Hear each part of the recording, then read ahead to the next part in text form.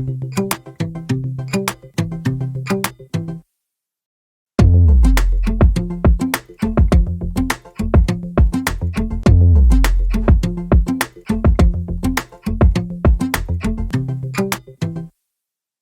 여러분 반갑습니다.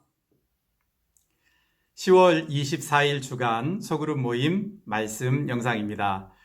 금주 말씀의 제목은 미래를 기대하게 만드는 사람이라는 주제입니다.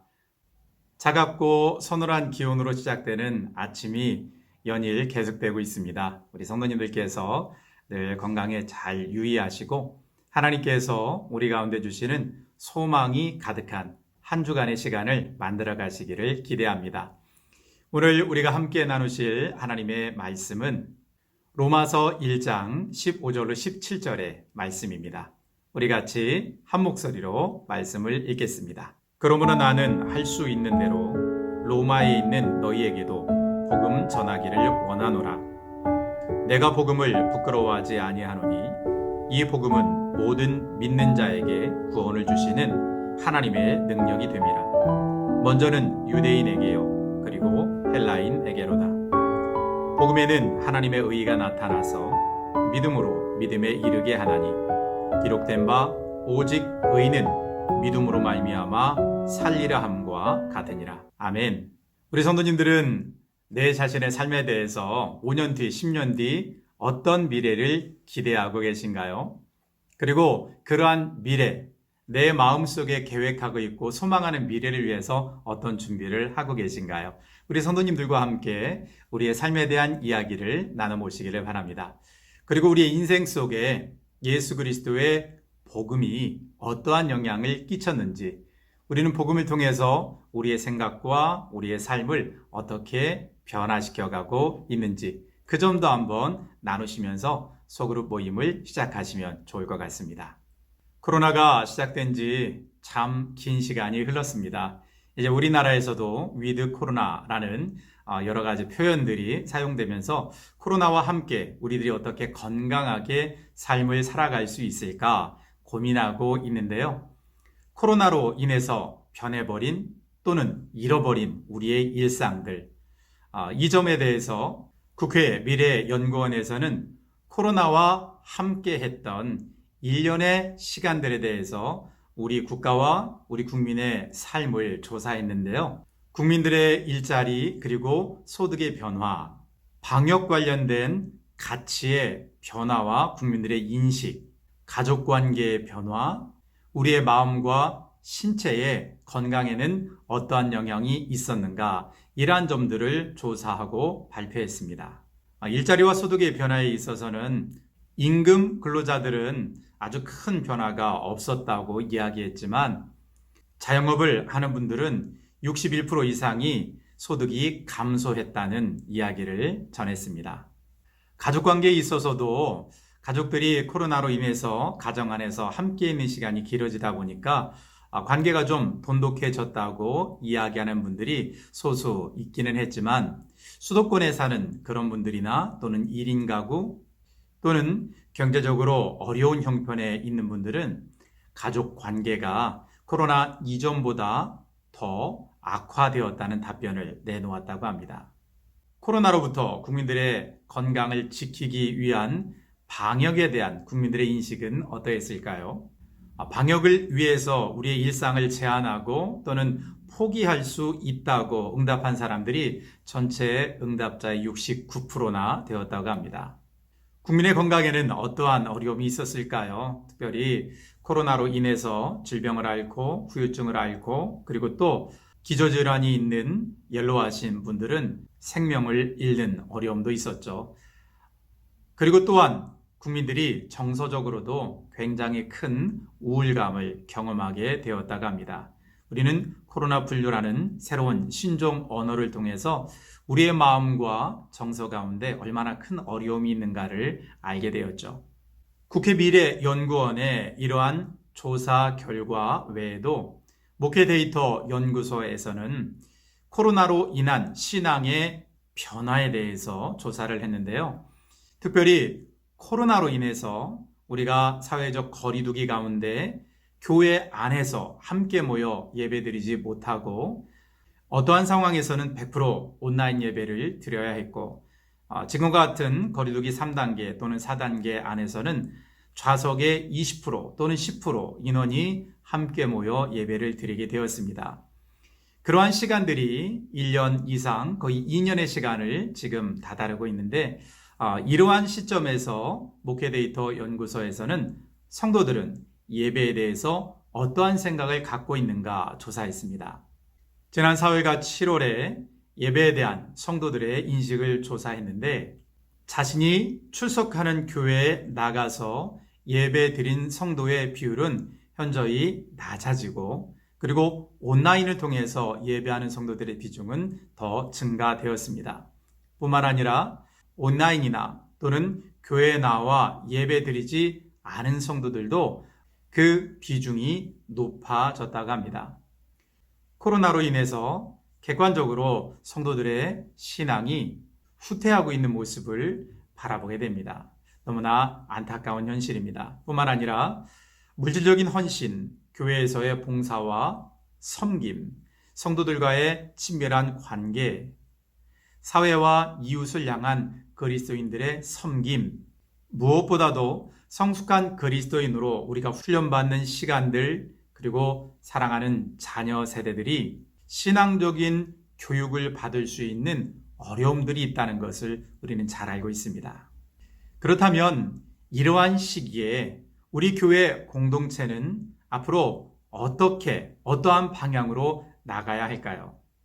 우리에게 너무나 잘 알려진 김영석 교수님은 기독교에 대해서 이러한 바램과 소망을 이야기하십니다. 100년 후에도 우리 사회에 빛이 되는 기독교, 인류가 정말 고맙게 여기는 기독교가 되기를 바란다고 김영석 교수님의 책 기독교 아직 희망이 있는가? 이곳에서 이야기하고 있습니다. 김영석 교수님은 100년 뒤에도 우리 사회에 희망이 되는 기독교가 되기 위해서 우리 한국 사회가 지금처럼 교회 공동체에 대해서 불신을 갖지 않고 오히려 고마운 마음을 가질 수 있도록 우리 교회 공동체가 인간다움을 회복하고 민족에게 희망을 주는 교회 공동체, 그리고 예수님의 뜻을 실제 우리의 삶으로 살아내는, 행동하는 그런 교회 공동체가 될 수 있기를 기대한다고 이야기하십니다. 바울 또한 로마서를 통해서 로마 교회 가운데 그러한 기대와 바램을 전하고 있죠. 로마서 1장 15절 말씀 같이 한번 읽어보겠습니다. 그러므로 나는 할 수 있는 대로 로마에 있는 너희에게도 복음 전하기를 원하노라. 아멘. 바울 사도는 로마서를 통해서 로마 교회 공동체에게 복음 전하기를 원한다고 이야기합니다. 그런데 우리들이 한 가지 생각할 게 있죠. 복음은 누구에게 필요한 것인가요? 복음을 알지 못하는 사람들에게 복음이 정말 필요한 것인데 바울 사도는 왜 로마 교회 공동체에게 다시금 너희에게 복음 전하기를 원한다 이야기했을까요? 로마 교회는 스데반이 순교한 이후 핍박을 피해 여러 지역으로 이동했던 유대인 디아스포라들에 의해서 세워졌을 것입니다. 그리고 바울 사도가 이 로마서를 기록한 시기는 대략 서기 56년경이었기 때문에 로마 교회가 설립되고 바울 사도가 로마서를 기록한 시기를 생각해 보면 로마 교회가 설립된 지 약 20에서 25년의 시간이 흐른 뒤였습니다. 세대를 따라 나누어 보자면 교회를 개척하고 세운 1세대가 이제는 지나가고 그 자녀들, 믿음의 2세대가 교회 공동체를 이룬 그러한 시기였죠. 로마 교회, 믿음의 공동체 제2세대, 이들이 갖고 있는 신앙의 특징은 무엇일까요? 그들에게는 절박함이 사라졌습니다. 그리고 민감하게 하나님의 말씀 가운데 반응하지 못했고 십자가 정신으로 자신들의 삶을 세워가지 못한 것이죠. 사도 바울은 바로 2세대 로마 교회 성도들의 형편을 잘 알고 복음을 그들에게 전하기 원했던 거죠. 로마 교회, 그곳에는 복음의 능력이 필요했습니다. 그렇다면 과연 복음에는 어떤 능력이 있을까요? 우리 같이 로마서 1장 16절을 읽겠습니다. 내가 복음을 부끄러워하지 아니하노니 이 복음은 모든 믿는 자에게 구원을 주시는 하나님의 능력이 됨이라. 먼저는 유대인에게요, 그리고 헬라인에게로다. 아멘. 사도 바울은 분명히 이야기합니다. 복음은 능력입니다. 복음에는 어떤 능력이 있을까요? 바울 스스로가 복음을 통해 경험한 것처럼 복음은 변화의 능력이 있습니다. 바울이 율법의 사람에서 복음의 사람으로 변화되어 자신의 삶을 온전히 주님께 드린 것처럼 바울은 로마 교회 2세대 성도들이 절박함을 잃어버리고 민감함을 잃어버리고 십자가 정신을 상실했다 할지라도 그들은 복음으로 다시 그러한 것들을 회복하고 변화되고 복음의 능력 안에 살아갈 수 있음을 믿고 그들에게 복음 전하기를 원했던 거죠. 또한 사도 바울은 전략적인 복음 증거의 계획을 가지고 있었습니다. 당시 세상의 중심이었던 로마, 그리고 그 중심 안에 자리 잡고 있던 로마 교회 공동체, 즉 로마 교회 공동체를 통해서 이 로마를 통해서 세상을 복음으로 변화시키기를 원했던 거죠. 코로나 이후 여러 가지 통계 자료를 통해서 지금 한국 교회도 마치 2세대 로마 교회처럼 절박함을, 민감함을, 그리고 십자가 정신을 잃어버리고 있지는 않은지 우리는 우리 자신을 돌아봅니다. 우리에게도 복음의 능력, 변화의 능력이 필요한 시기가 아닐까요? 우리는 이 복음의 능력을 회복하기 위해서 무엇보다도 신앙의 본질 위에 든든히 서야 합니다. 이 신앙의 본질은 하나님의 나라를 추구하게 하죠.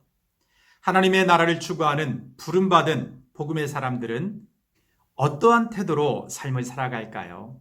그것은 바로 우리가 살고 있는 이 시대 가운데, 우리 지역사회 가운데 역사에 대한 책임 의식을 가지고 인생을 살아갑니다. 그리고 우리 시대 가운데 하나님 나라를 증언하고자 원하는 책임 의식을 가지고 살아가게 되죠. 역사에 대한 책임 의식, 그리고 하나님 나라에 대한 책임 의식을 가진 그리스도인들, 즉 복음의 능력 안에 살아가는 사람들은 일반적인 사람들이 추구하듯 자신의 편안함만을 위해서 인생을 살아가지 않습니다. 우리가 불편한 편의점이라는 소설을 통해 함께 은혜를 나눈 것처럼 다른 사람의 편리함을 위해서, 다시 말하자면 하나님 나라의 책임의식과 이 시대에 대한 역사적 책임의식을 가지고 우리 스스로가 편안함과 편리함을 내려놓고 자원하는 마음으로 불편함을 선택하게 되는 거죠. 이러한 삶의 변화는 복음의 능력이 우리 안에 역사할 때 가능한 일입니다. 우리 성광교회 믿음의 공동체 안에 속한 우리 모든 성도님들이 복음의 능력을 통해서 불편함을 선택하고 미래를 기대하게 만드는 하나님의 사람들로 우리의 일상을 살아가기를 소망합니다. 오늘 함께 나눈 말씀을 생각하면서 더 깊은 묵상과 나눔을 가지시기를 바랍니다. 첫째로 2세대 로마 교회 성도들은 어떤 신앙의 특징이 있었나요? 두 번째로 바울은 왜 로마 교회 가운데 복음을 전하기 원했을까요? 그가 마음에 품고 있었던 복음 전도의 전략을 생각하며 이야기 나눠보시기 바랍니다. 오늘 함께 나눈 말씀을 우리의 생활 가운데 그리고 신앙생활 가운데 적용하는 질문입니다. 우리 성도님들을 속한 소그룹은 하나님께서 기뻐하시는 복음의 변화를 어떻게 우리 교회 공동체 가운데 나타낼 수 있을까요? 두 번째 질문입니다. 질문의 범위를 조금 좁혀서 나 자신은 어떠한 변화를 일으킬 수 있는 사람이 될 수 있을까요? 함께 나눈 말씀을 생각하면서 하나님께 기도하면서 이 질문에 대한 대답을 삶을 통해서 경험하는 우리 성도님들 다 되시기를 원합니다. 광고 및 안내 시간입니다. 다른 여러 광고들은 교재를 참고하시고 10월 31일 10월의 마지막 주일은 우리 교회의 창립 41주년을 축하하는 창립 기념 예배를 드립니다. 우리 성광교회의 믿음의 공동체가 어떠한 신앙의 본질 위에 서 있는지, 그리고 우리 교회가 어떠한 미래를 기대하게 만드는 교회인지 더욱더 하나님의 말씀을 중심으로 이 점을 생각하면서 하나님께 감사한 마음으로 기쁨으로 예배하는 우리 모든 성도님들 되시기를 부탁드립니다. 금주소그룹 모임이 주님의 은혜 가운데 복음의 능력이 넘쳐나도록 다 같이 기도하겠습니다. 우리의 삶 가운데 복음의 능력으로 역사하시는 하나님, 하나님께서 우리 안에 참된 복음을 경험케 하셔서 신앙에 대한 절박함, 민감함, 십자가 정신이 살아있는 우리 성광교회 믿음의 공동체, 지체 한 사람 한 사람이 될 수 있도록 함께하여 주옵소서.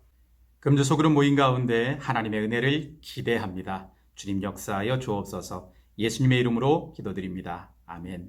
금주소그룹 모임 가운데 복음의 능력이 복된 소그룹, 복된 믿음의 사람들이 되시기를 주님의 이름으로 축복합니다. 감사합니다.